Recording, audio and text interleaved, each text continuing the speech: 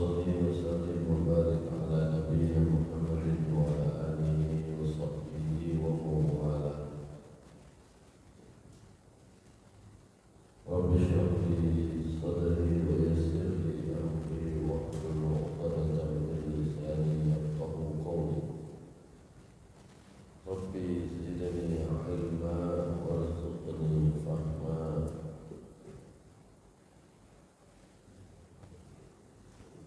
برحمتك يا أرحم الراحمين.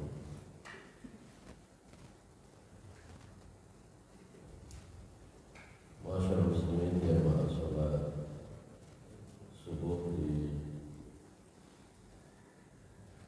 Masjid Al-Mahdi yang Allah Subhanahu wa taala.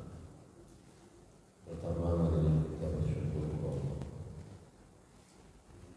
atas karunia dan nikmat yang masih diberikan oleh Allah Subhanahu wa taala kepada kita sekalian. Salawat serta salam mudah-mudahan senantiasa tercurah kepada Nabi Muhammad sallallahu alaihi wasallam, kepada keluarga beliau, para sahabat dan orang-orang yang mengikuti jalan beliau. Masyaallah muslimin rahimahullah. Sudah agak lama terakhir kita bahas Al-Baqarah ayat 128 dan 129. Sekarang kita di ayat 130, nanti sampai ayat 134 itu satu rangkaian. Saya baca dulu ayatnya. A'udzubillahi minasyaitonir rajim. Bismillahirrahmanirrahim.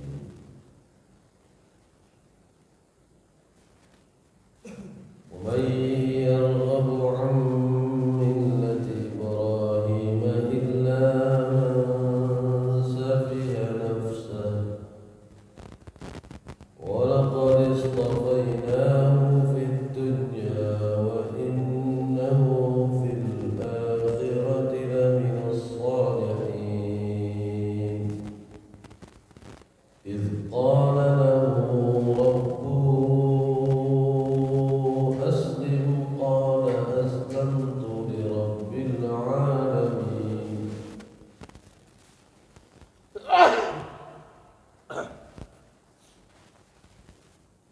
ووصى بها إبراهيم بنيه ويعقوب يا بني إن الله اصطفى لكم الدين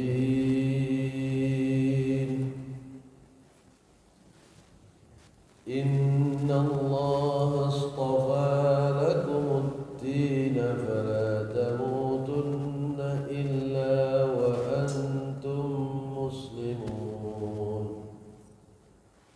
أم كنتم شهداء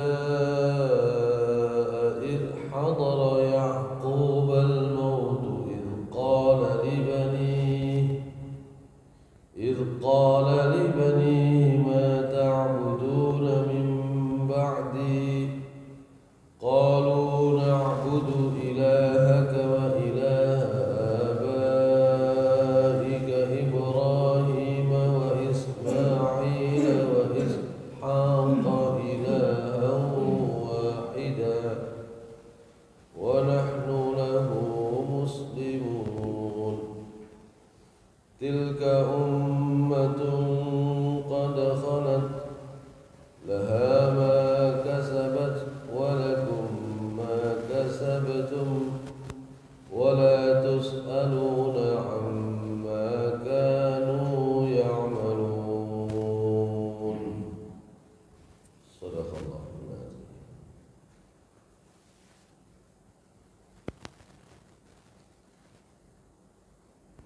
ومن يرغب عن ملة إبراهيم illa man safiha nafsah. Kata Allah Subhanahu wa taala dalam ayat ini,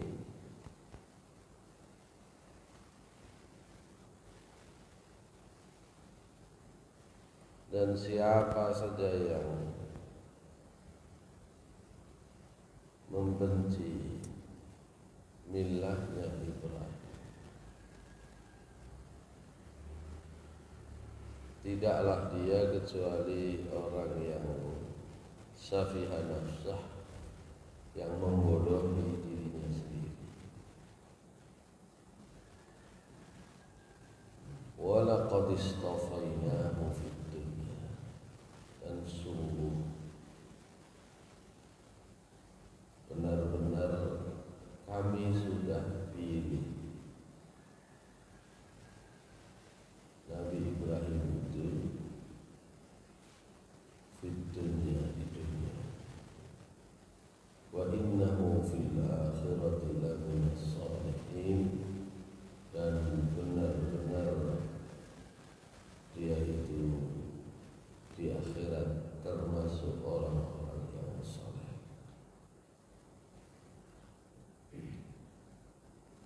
Masyaallah muslimin rahimahullah.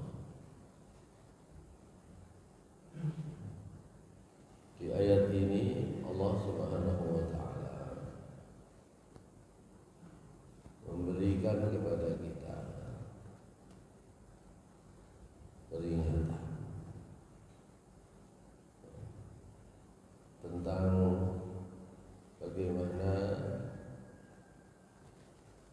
orang itu kalau menyimpang dari ajaran tauhid. Nabi Ibrahim di dalam Al-Quran itu adalah figur yang diangkat oleh Allah Subhanahu wa taala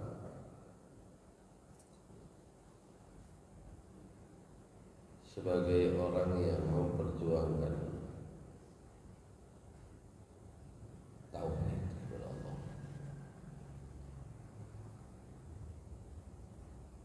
Karena sebenarnya kecenderungan manusia itu mengikuti kehidupan dunia itu adalah syirik, berbuat syirik, menyekutukan. Itu kecenderungan manusia.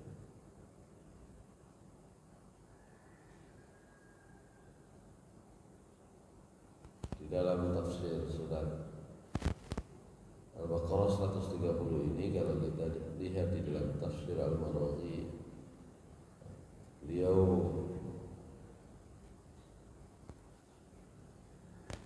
mengangkat kosakata tertentu.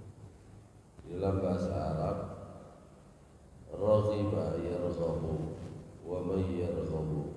Raghiba berasal dari kata-kata raghiba. Kalau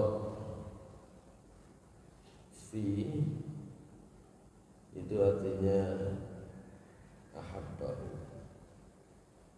Jadi kalau raghiba fi syai'i itu sama dengan menyukai. Ini menariknya bahasa Arab. Hanya diganti kata sandangnya, raghiba fi itu berbeda nanti dengan raghiba an. Kalau tadi kan wa may yarghabu an, ini artinya berubah 180 derajat. Raghiba fi syai' itu ahabbahu, menyukai, mencintai. Tapi kalau raghiba an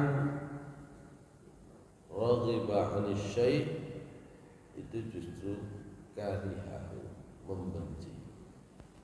Itu masalah.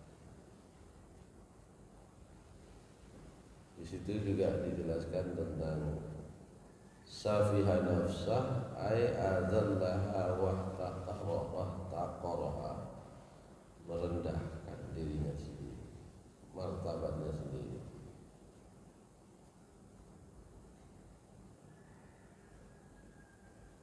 Masyaallah muslimin rahimahullah. Di dalam ayat 130 Allah Subhanahu wa taala, kata Ibnu Katsir, Katsir,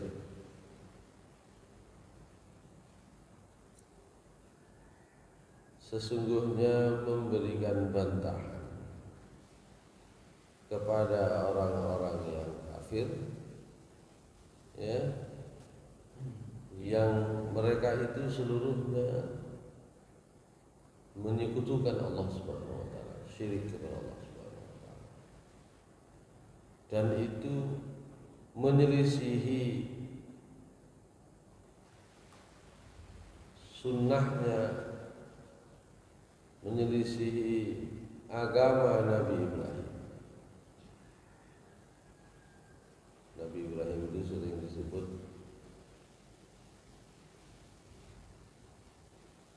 Bapak monoteis, itu istilah Latinnya, Indonesianya. Kalau istilah lainnya itu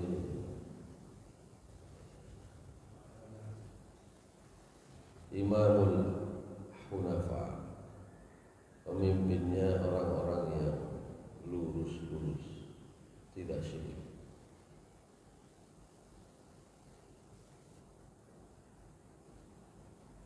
Kenapa demikian? Fa innahu jarrada tauhid rabbih tabaraka ta'ala falam yad'u ma'ahu ghairah. Nabi Ibrahim itu termasuk orang yang tauhidnya itu bersih, ya, tidak pernah meminta sesuatu kepada selain Allah Subhanahu wa taala. Ini yang susah, ya. Suatu saat Abdullah bin Abbas itu dipanggil oleh Rasulullah dan diberi nasihat. Ya gulam, wahai anak muda, wa'allimuka kalimatin, saya akan mengajari kamu beberapa kalimat, beberapa ungkapan, beberapa kata hikmah, beberapa pesan.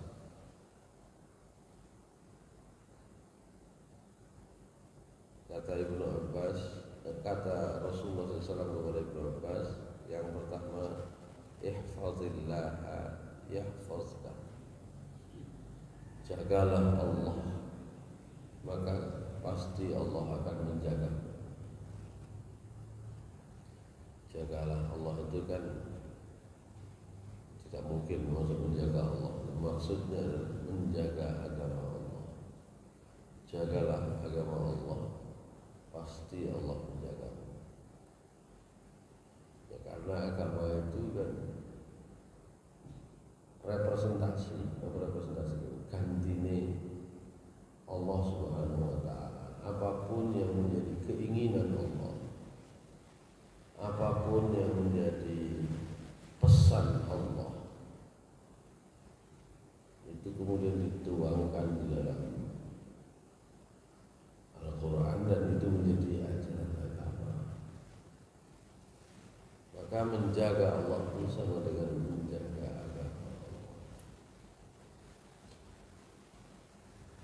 Wahfazillah tajidhu tujahak, dan tetap jagalah agama Allah, kamu pasti akan mendapati Allah itu selalu ada di sekitarmu, selalu menjaga di depanmu.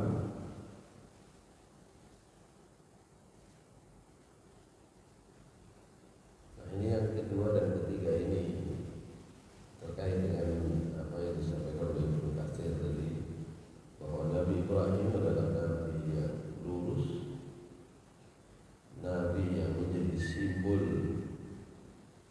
perlawanan kepada syirik kepada Allah Subhanahu wa taala. Bahkan beliau tidak pernah meminta kecuali kepada Allah Subhanahu wa taala. Ibnu Abbas dipesali dengan pesan berikutnya, wa idza sa'alta fas'alillah Wa idza ista'anta fasta'in billah. Kalau kamu mau minta, mintalah hanya kepada Allah.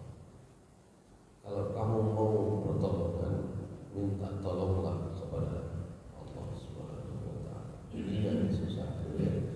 Kita itu kan kalau bicara tauhid yang sesungguhnya, tauhidnya para nabi, tauhidnya murni, bersih, lurus, sepertinya sulit sekali. Sulit sekali. Bukan tidak bisa, tapi memang sulit. Bukan gampang. Kita itu kan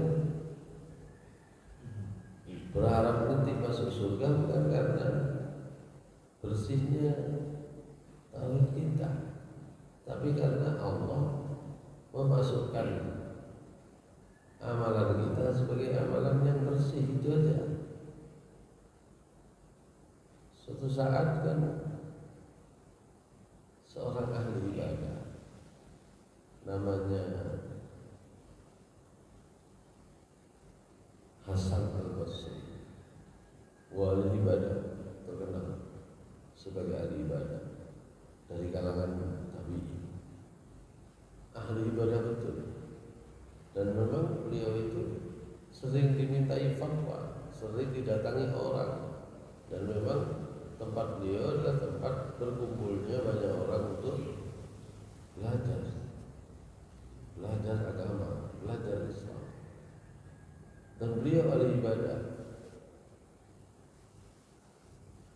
Itu ditanya oleh seseorang, panggilan beliau itu Abu Sa'id. Ya Abu Sa'id, amu'minun anta? Abu Sa'id, sampai itu iman kepada Allah. Apakah sampai itu termasuk orang beriman?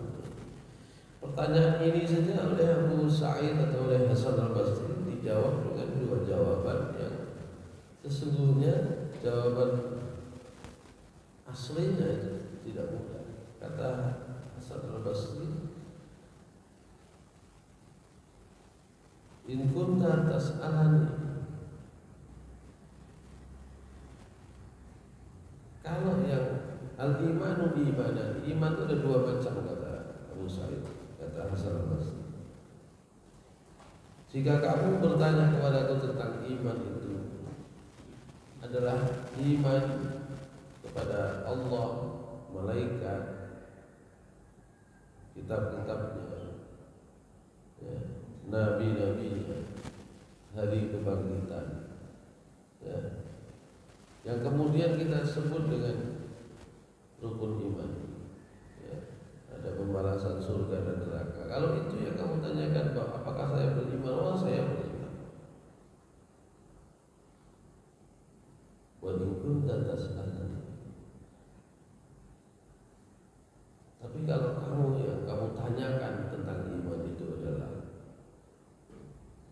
bunyi ayat Al-Quran, innamal mu'minuna alladzina idza dzukirallahu wajilat qulubuhum wa idza tuliyat 'alaihim ayatuhu zadatuhum imanan wa 'ala rabbihim yatawakkalun. Kalau yang dimaksud iman itu adalah setiap disebut nama Allah bergetar hatinya, setiap dibacakan ayat Al-Quran bertambah imannya, selalu bertawakal hanya kepada Allah Subhanahu wa ta'ala. Ini saya enggak tahu, enggak berani kok ngaku-ngaku iman, enggak berani. Karena dengan penjelasan ini dan dengan apa yang disebut di dalam Al-Quran terkait dengan kisah Nabi Ibrahim sebagai figur yang menjadi contoh tauhid kepada Allah yang lurus, itu kita baru menyadari bahwa iman itu tingkatannya macam-macam. Kalau sekedar kalau sekedarnya saja ya mungkin kita masuk di situ. Tapi kalau seperti Nabi Ibrahim itu, perintah apapun dijalankan. Sembelih anakmu, itu kan, itu simbol sebenarnya. Perintah menyembelih anak itu kan, kalau orang anaknya banyak, suruh sembelih satu, mungkin orang akan, meskipun perbuatannya ini kelihatan mungkar, tapi yang merintah ini orang hebat. Gak usah ngomong yang merintah Allah, yang merintah ini orang yang sangat berkuasa. Misalnya, mungkin orang masih bisa melakukan, tapi ini anak yang berpuluh-puluh tahun itu diharapkan kehadirannya, setelah hadir di depannya, disuruh menyembelih.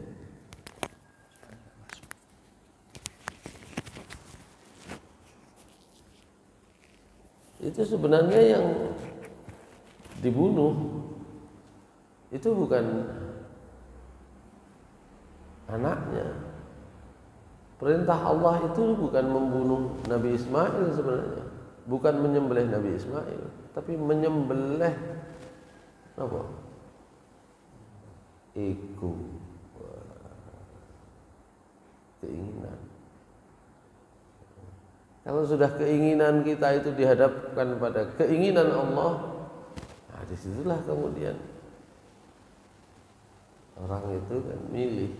Ya memang pilihan itu menjadi kelebihan manusia sekaligus kekurangan. Orang itu bisa memilih, itu merupakan kelebihan sekaligus kekurangan. Manusia itu diberi salah satu kelebihan oleh Allah, yaitu boleh memilih. Faman syaa'a falyu'min wa man syaa'a falyakfur. Mau iman silahkan, mau kafir silahkan. Itu kalau malaikat kan nggak diberi pilihan, nggak ada pilihan. Malaikat itu sering saya sampaikan seperti robot, nggak punya hati. Ya, di programnya begitu ya begitu kan itu. Kalau kita nggak bisa milih, bisa menolak. Itu kelebihan, tapi juga sekaligus kekurangan. Dan karena kita punya pilihan itulah kemudian kita diuji oleh Allah Subhanahu wa taala. Maka setiap ujian yang diberikan oleh Allah kepada kita itu seharusnya jawabannya cuma dua. Kita mau mengikuti perintah Allah atau kita mau mengikuti keinginan kita sendiri tanpa melihat, tanpa mempertimbangkan perintah Allah. Nah, itu yang kemudian kalau itu bersih hanya kepada Allah Subhanahu wa taala, itulah yang disebut dengan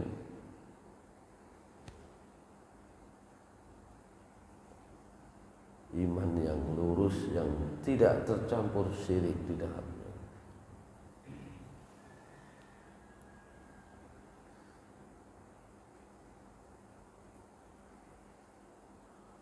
Dan Nabi Ibrahim itu kata Ibnu Katsir, wala asyraka bihi tarfata ainin. Nabi Ibrahim itu tidak pernah menyekutukan Allah sekejap pun, sebentar pun, sedikit pun kalau bahasa kita ya.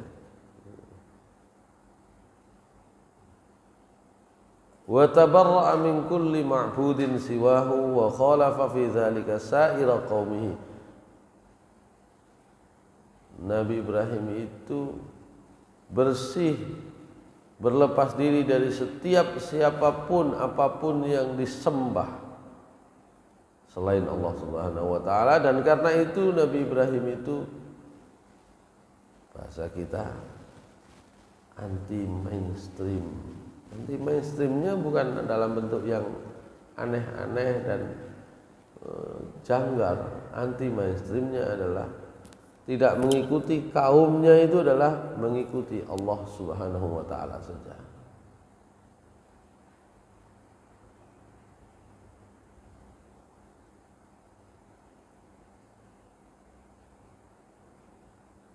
dalam ayat yang lain tuh banyak di sini disebut ya, dikutip oleh Ibnu Katsir ya. Di ayat 78, 79 surat Al-An'am, Az-Zukhruf 26, 27 dan seterusnya.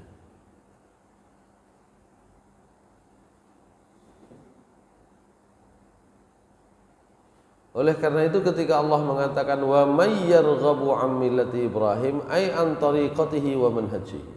Siapa yang membenci millahnya Nabi Ibrahim, apa millah itu? Tariqatnya, manhajnya, jalan hidupnya. Cuma dalam bahasa kita kan millah itu diartikan ya gampang-gampangnya itu agama. Siapa yang membenci agama Ibrahim? Memang agamanya Ibrahim apa? Itu kan pertanyaannya kan itu. Dan barang siapa yang membenci agama Nabi Ibrahim? Pertanyaannya, memangnya agamanya Nabi Ibrahim apa? Itu kan.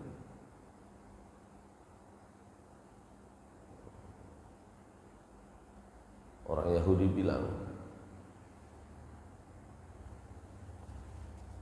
Nabi Ibrahim itu agamanya Yahudi.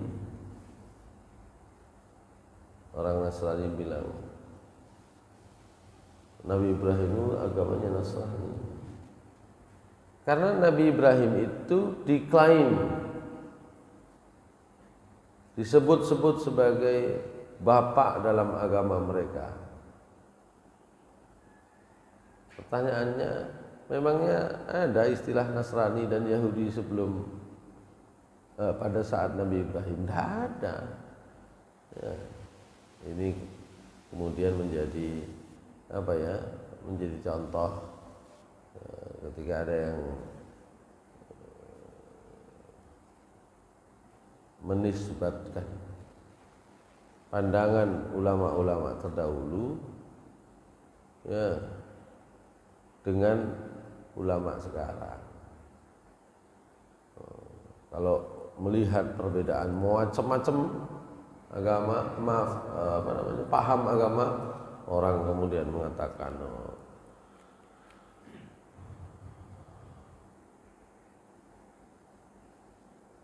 Islam itu ya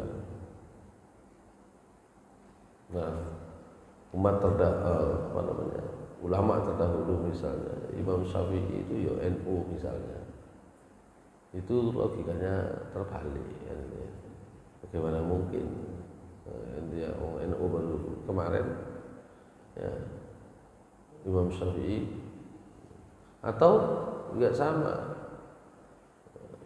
ada ulama yang lain misalnya disebut Ahmad bin Hanbal misalnya, atau Ibnu Qayyim. Kalau ada sampai ngomong iku ya Muhammadiyah iku sama dengan Muhammadiyah, itu masalah gitu ya. Karena kita biasanya kan ada referensinya. Kalau pemahaman yang dimiliki oleh NU itu sering dikaitkan dengan pemahamannya Imam Syafi'i. Yang ada di Muhammadiyah itu ada yang mereferensikan, itu referensinya adalah Ibnu Qayyim, Ibnu Taimiyah, ya, Ahmad bin Hanbal, gitu kan, ya, atau ulama-ulama yang lain. Maka jangan sampai keliru ya mereferensikan.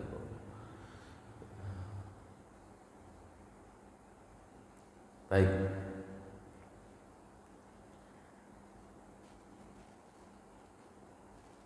Di dalam Al-Quran ketika Allah menggunakan kata millah itu sebenarnya artinya adalah tariqat dan manhaj. Tariqat itu jalan, manhaj itu ya jalan hidup.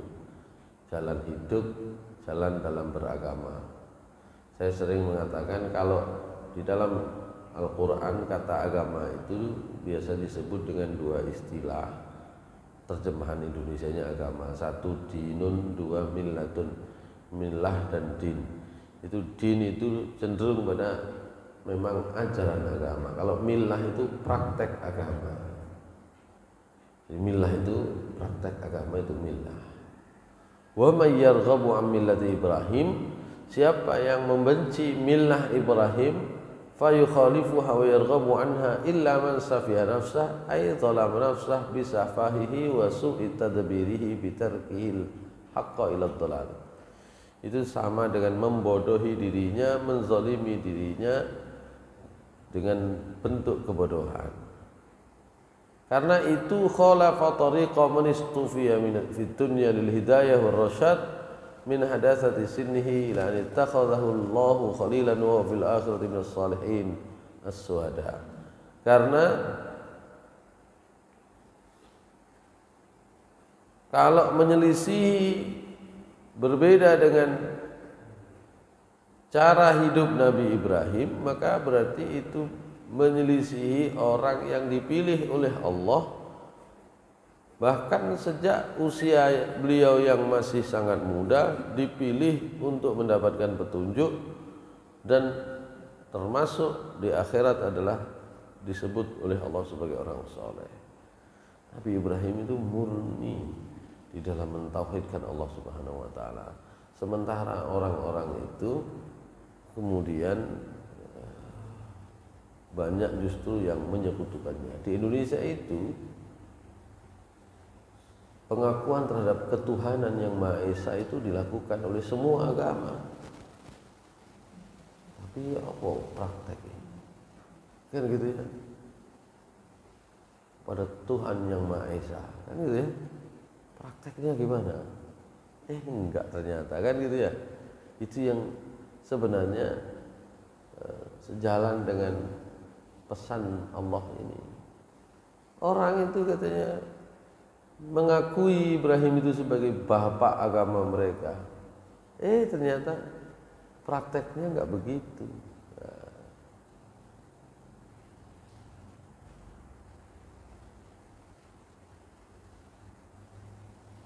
Masyaallah muslimin rahimakumullah. Wa innahu la fil akhirati laminas salihin. Dan sungguh Nabi Ibrahim itu di akhirat tergolong orang-orang yang saleh.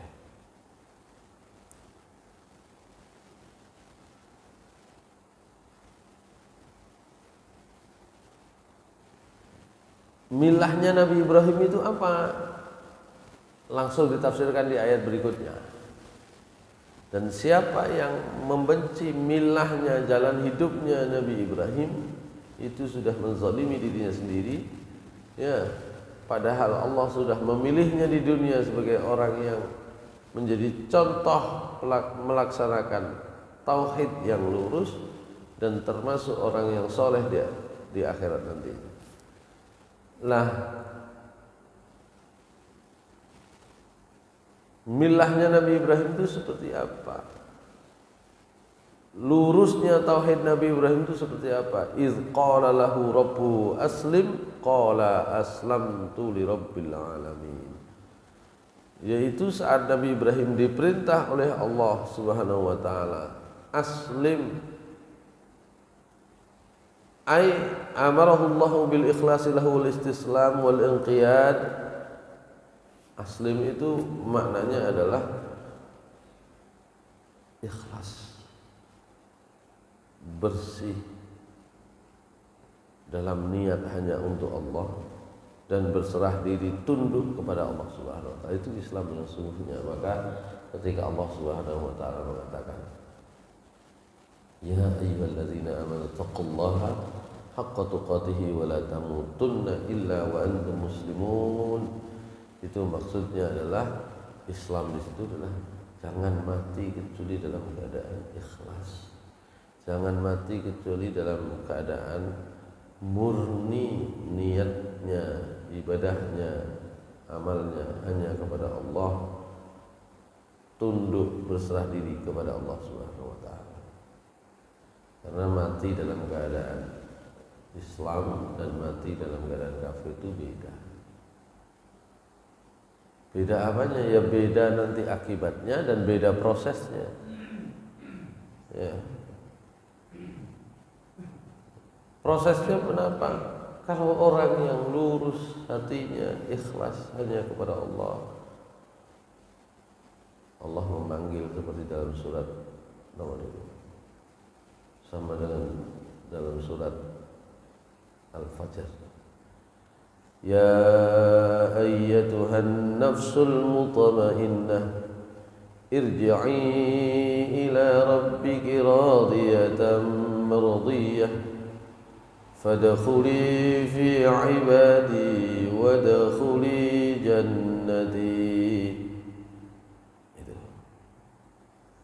Wahai jiwa yang tenang, kembalilah kamu kepada Tuhanmu dalam keadaan senang, ridho dan diridhoi. Masuklah kamu dalam keadaan ridho dan diridhoi itu ke surgaku, kata Allah.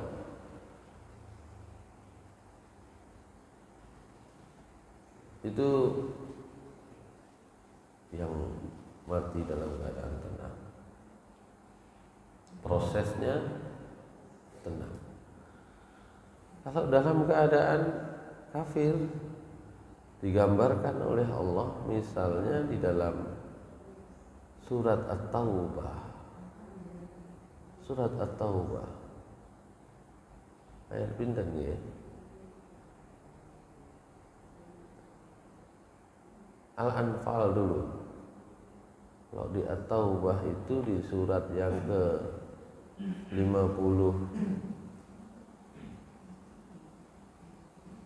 berapa ini? Kalau di surat At-Taubah, surat ini saja, Al-Anfal sajalah, ayat 53, Al-Anfal ayat 53.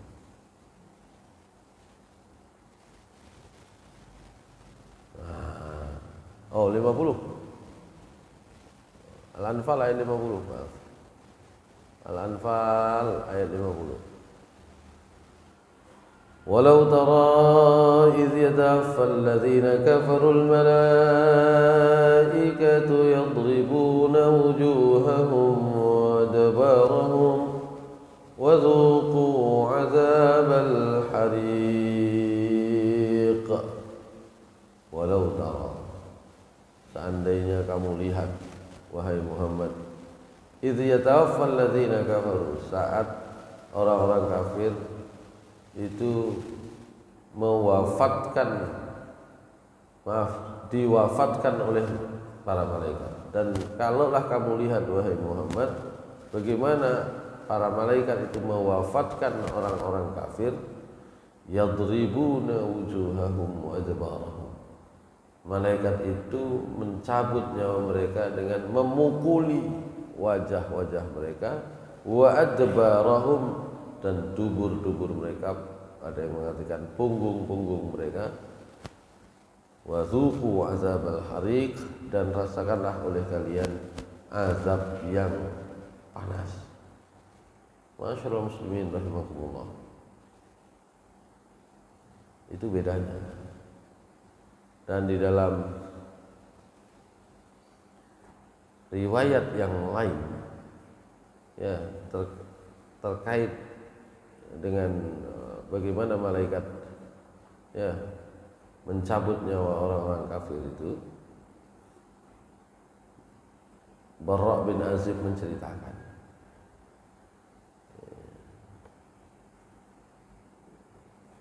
oh iya, itu sama dengan surat Al-An'am ayat 93 ya. Sama dengan surat Al-An'am ayat 93. Al-An'am 93 itu, walau tara idz zalimuna fi ghamaratil maut wal malaikatu basitu aydihim akhriju anfusakum. Dan kalau kamu Muhammad bisa lihat bagaimana para malaikat itu ya mencabut nyawa orang-orang yang zalim. Orang zalim berada di dalam apa namanya? Sakaratul maut, ghamaratul maut. Malaikat itu menjulurkan tangannya sambil berkata, akhriju anfusakum, nyawa kalian keluar. Gitu. Kenapa kok begitu? Barra bin Azib itu meriwayatkan, inna malakal maut, ini sini ya, sini ya, ini yang baris sini ya. Inna malakal maut, sungguh malaikat maut itu, idza ja'al kafiru 'inda ihtidarihi fi tilka suratil munkarah, malaikat maut itu ketika mendatangi orang kafir, saat orang kafir itu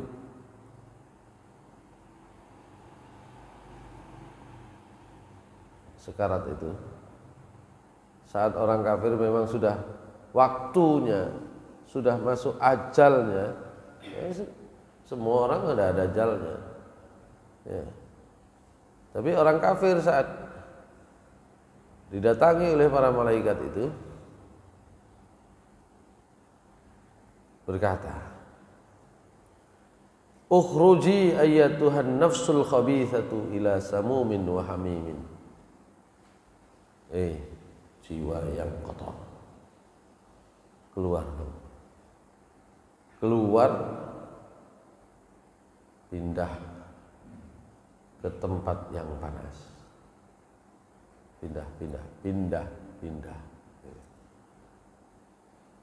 Wa dhillin min yahmum, pindah ke tempat naungan yang juga membara. Wa dhillin min yahmum. Jadi malaikat itu kalau kamu lihat, ya Allah kan di sini baik di dalam surat Al-Anfal ayat 53, maaf ayat berapa? 50, maupun surat Al-An'am ayat 93, itu kan intinya begini, Muhammad, kalau kamu lihat bagaimana malaikat itu datang untuk mencabut nyawanya orang-orang kafir, orang-orang zalim, saat mereka sekarat, itu malaikat akan bilang, keluar, pindah, ya, ke tempat yang panas membara. Itu otomatis.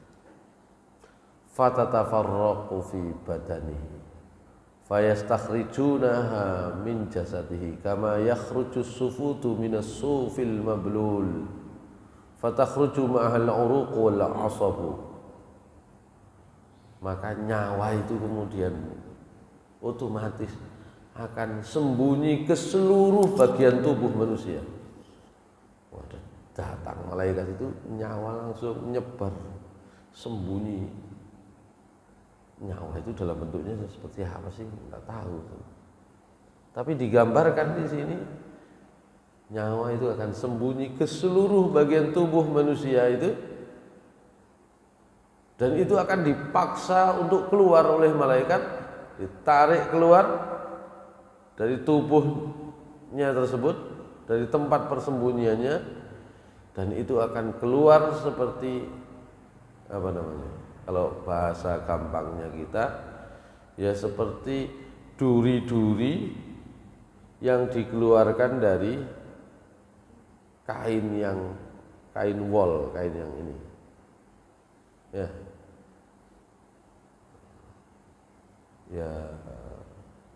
katut semua kain kan itu ya.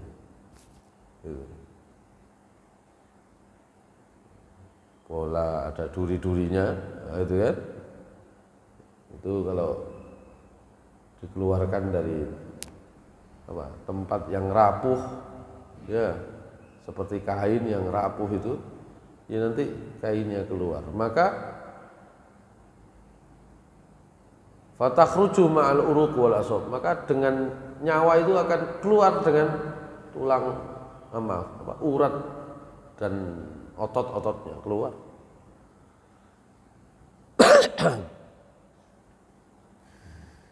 Itu kemudian orang biasa mengatakan mati ini angel, gitu. Bahasa gampangnya orang sederhana kan gitu.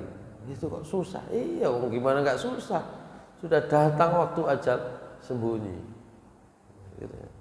Bukan berarti mati ini angel itu nggak mati-mati, bukan. Waktu kematian atau ajal itu sudah jelas. Misalnya hari Ahad adalah ajalnya, jamnya jam 10 misalnya, 10 pagi. Orang itu kalau mau meninggal itu tahu. nanti akan tahu. Orang yang beriman ataukah orang yang kafir tahu. Karena itulah Allah Subhanahu wa taala dalam surah Al-Baqarah ayat 100 berapa itu? 80 insyaallah. Ya. Kutiba alaikum idza hadara ahadakumul mautu in taraka khairan al-wasiyatu lil walidaini wal aqrabina bil ma'ruf haqqan 'alal muttaqin. Diwajibkan bagi kalian kalau kalian itu sudah akan didatangi oleh kematian. Kan harus tahu sebenarnya. Orang mau meninggal itu tahu. Yang nggak tahu kan yang akan ditinggalkan, gitu kan. Oleh karena itu biasanya pesan-pesan sebelum kematian itu baru terungkap setelah yang bersangkutan meninggal. Tapi orang yang meninggal itu tahu, dan Allah Subhanahu wa taala berpesan kalau kalian akan dihadapi oleh kematian atau menghadapi kematian, maka berilah wasiat. Ya, kalau kalian meninggalkan kebaikan maksudnya harta, berwasiatlah tentang harta itu kan gitu ya. Kayak gitu ya. Ini ayat sebelum turun ayat waris. Ya. Dulu itu sebelum turun ayat waris, ya ada perintah begini. Karena dulu itu kalau orang meninggal, ya sudah hartanya sudah milik anaknya, begitu saja. Sebelum turun ayat waris. Setelah turun ayat waris enggak begitu. Ini ayatnya adalah sebelum turun ayat waris, harta itu wasiatkan. Jangan otomatis ke anaknya masih kecil. Ya.